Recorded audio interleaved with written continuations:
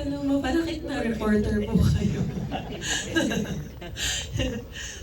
Mabura, wala naman po siguro akong gustong mabura. Lahat ng memories ko, makeup who I am.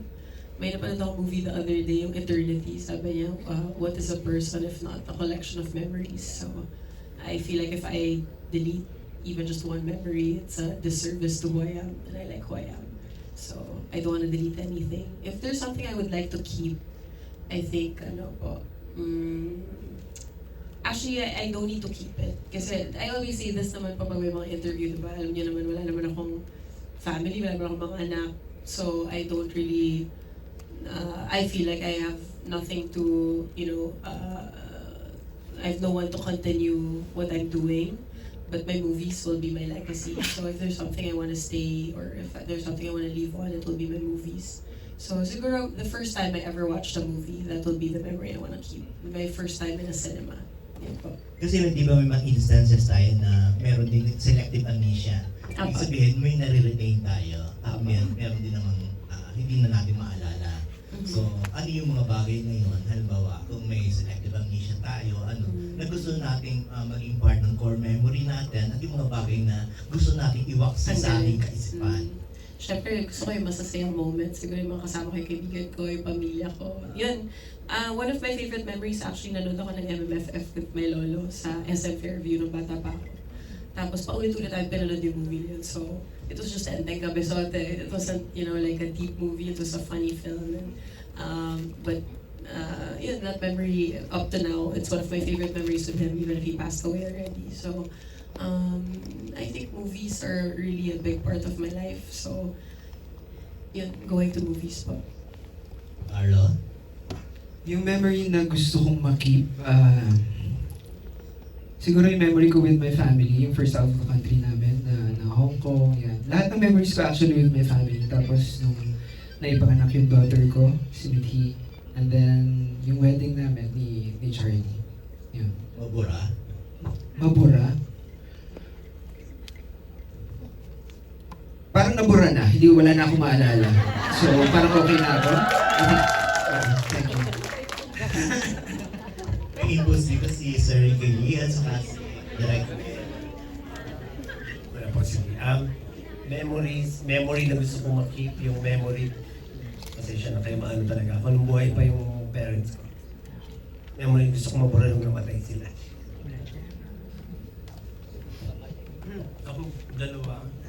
Growing up in Dalet, when I was still very young, wala pa ako sa showbiz, wala pa ako sa mundong ito.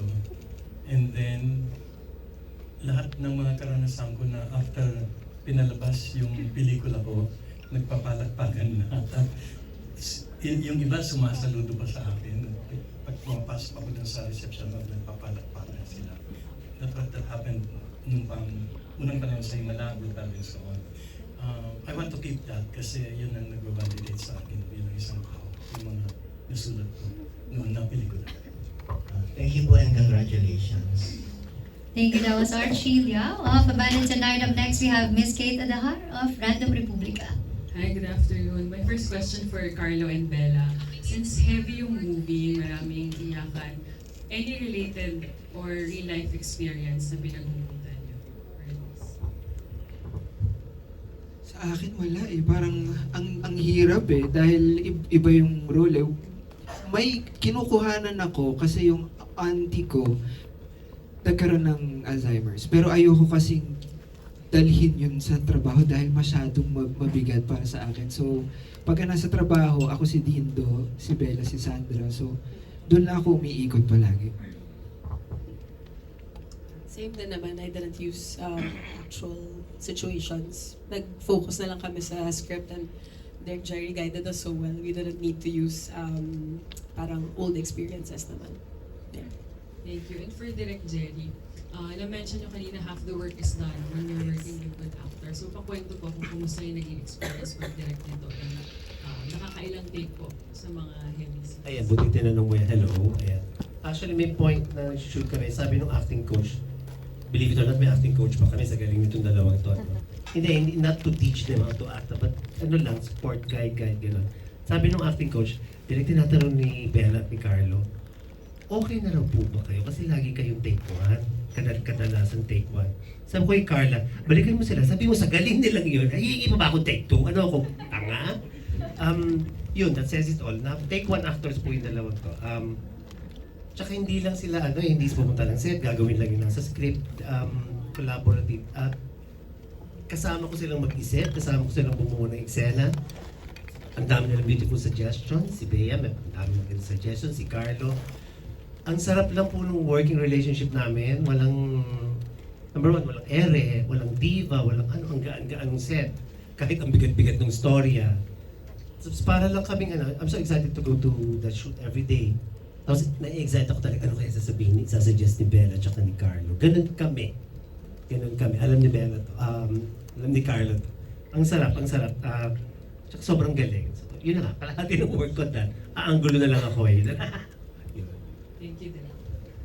Thank you. That was Miss Kate at the heart of Random Republica. For our next batch, please do stand by. Nurse Alma of GMA Entertainment, Alan Policarpio of Inquirer, Miss Dolly Ann Carvajal of Philippine Star, Nikki Wang of Manila Standard, Street Scooper, a TikTok content creator. Our next question will be coming from Nurse Alma of GMA Entertainment.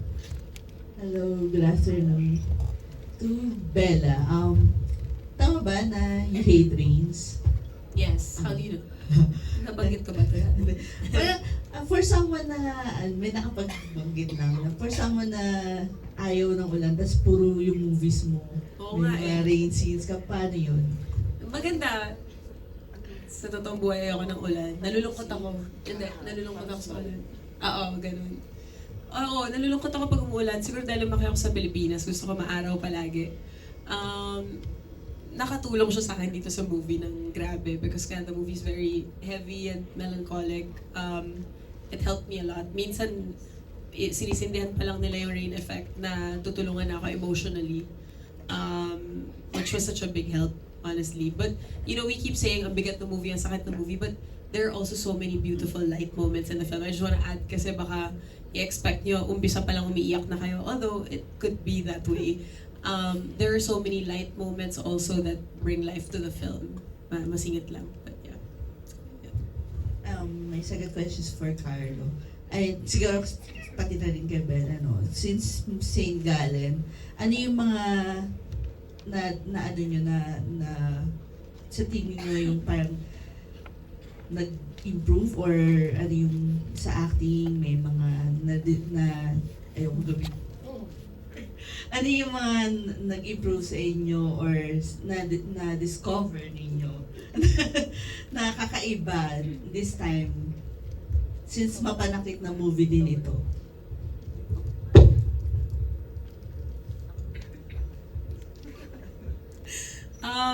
No Meet Me in St. Gallen, feeling ko ayaw ni Carlo yung ginagawa niya.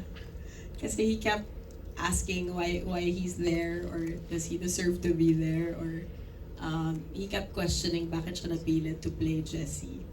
And we had to remind him every day, you're Carlo Aquino, you're so good.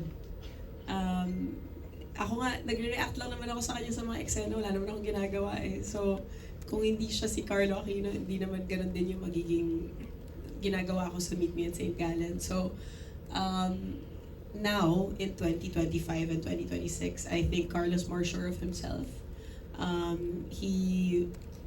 He's also more firm now with his decisions and acting choices. Like, if he needs a moment, if he needs time in a corner, hindi naman. If kailangan niya muna ng space sa gilid para makinig ng music or kailangan niya ng katahimikan, he takes up that space. Dati kasi hindi, parang oo lang siya ng oo kung ano yung mangyayari sa set. Ngayon, parang I feel like Carlo understands that he's Carlo. So, which is a really beautiful thing to see as a friend. So, yeah. For you, Carlo. Ako naman ever since naman si Bel, very supportive eh. And up to now, kapag humihingi ako sa kanya ng tulong, ganun pa rin yung enthusiasm niya kapag wag lang pera, wag lang financial, no?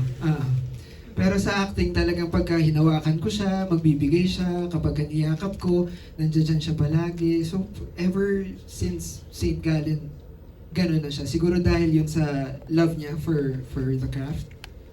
Yan, feeling ko ganun. Pwede mag-bones kay, kay Sir Ricky po.